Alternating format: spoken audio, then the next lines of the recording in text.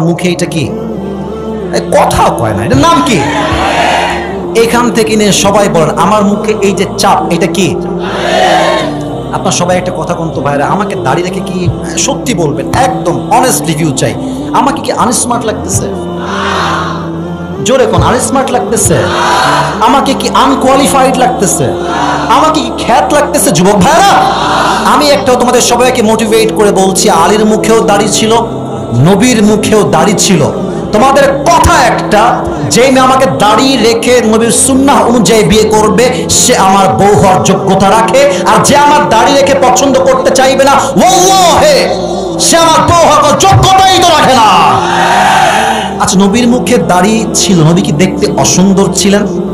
নবীর মতো সুন্দর এই তল্লাটে দ্বিতীয়টা আর কেউ কি হতে পারে? চাঁদের চেয়ে সুন্দর তুমি নবী আমার কামলিহি ওয়ালা, দো জাহানের বাদশাহ তুমি প্যারা নবী সাল্লাল্লাহু আলা, দো জাহানের বাদশাহ তুমি প্যারা নবী সাল্লাল্লাহু আলা, চাঁদের চেয়ে সুন্দর তুমি নবী আমার কামলিহি ওয়ালা। সুবহানাল্লাহ।